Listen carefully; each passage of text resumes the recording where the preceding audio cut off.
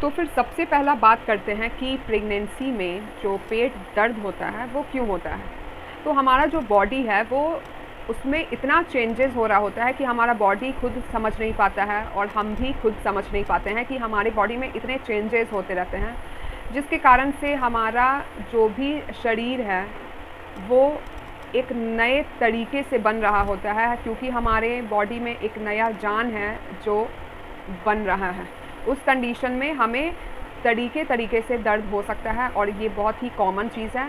और कभी कभी कुछ ऐसा सिम्टम्स होता है जिसको हम लोगों को नज़रअंदाज नहीं करना होता है, हमें तुरंत अपने डॉक्टर से मिलना चाहिए।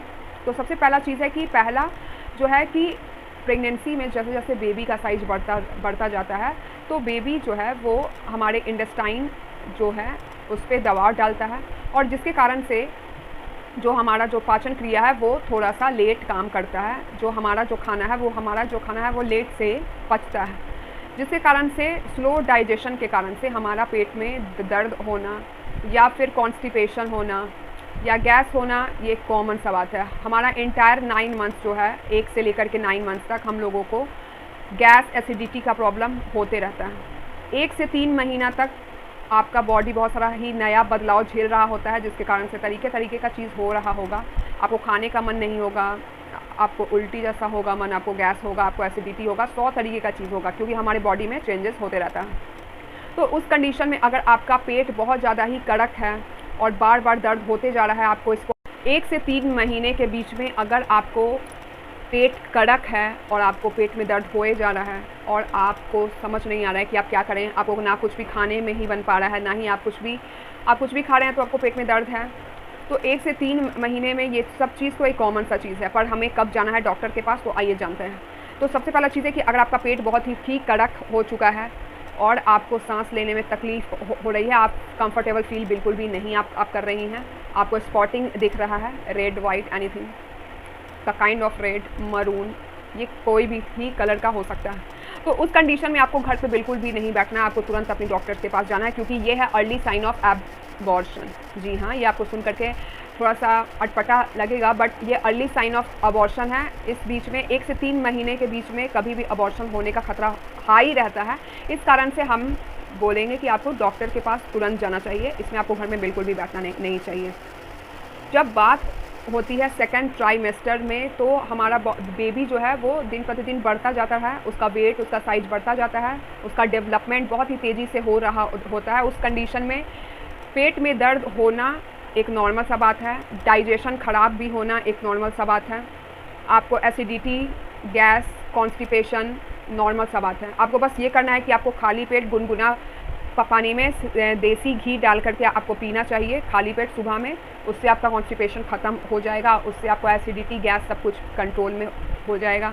और आपको करना क्या है कि आपको एक बार में बहुत सारा खाना बिल्कुल भी नहीं खाना चाहिए। आपको दिन भर में 2-2 घंटे में जब आप 2-2 घंटे पे कुछ ना कुछ खाएंगी तो आप देखेंगी कि आपको बहुत हद तक आराम महसूस होगा। तो अब हम लोग बात करते हैं कि इस कंडीशन में सेकंड ट्राइमेस्टर में हम लोगों को कब डॉक्टर के पास जाना चाहिए और कब हम लोगों को घर में ही बैठना चाहिए।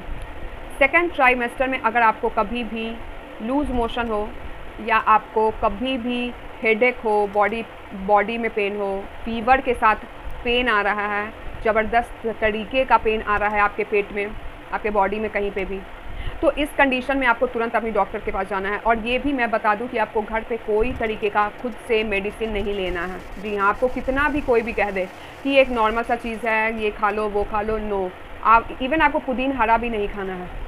आपको पूरे प्रेगनेंसी में बिना डॉक्टर के सलाह के एक मेडिसिन नहीं खाना है, ये आपके लिए और आपके बेबी के लिए बहुत ही ख़तरनाक है।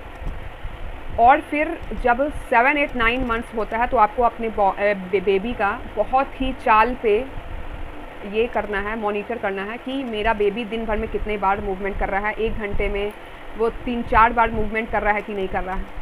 आपको ये बात का बहुत ही ख्याल रखना है, क्योंकि इन दिनों आपको ट्रू लेबर पेन, कभी फॉल्स लेबर पेन आएंगे और आपको समझ में नहीं आएगा, तो आपको इस चीज़ पे बहुत ध्यान देना है। जैसे ही आपका बेबी 1 घंटे में 1 बार भी मूवमेंट नहीं कर रहा है, 2 बार कर रहा है, तो आपको तुरंत अपने डॉक्टर के पास जाना चाहिए। आपकी डॉक्टर अगर आपको ओके करके भेज देती है तो ये बिल्कुल सही है, आप बिल्कुल सेफ़ हैं, पर आपको घर पे बिल्कुल भी नहीं बैठना है, आपको ट्रैवलिंग करने से भी बचना है। अगर आपको पेट में दर्द है या फिर आप, इस वीडियो को मैं बहुत लंबा नहीं खींचूंगी, मेरा कोई भी वीडियो लंबा नहीं रहता है, फॉल्स इन्फॉर्मेशन कभी नहीं होता है। मैं चाहती हूँ कि मेरा वीडियो छोटा ही रहे, पर जो रहे वो पॉइंट टू पॉइंट रहे।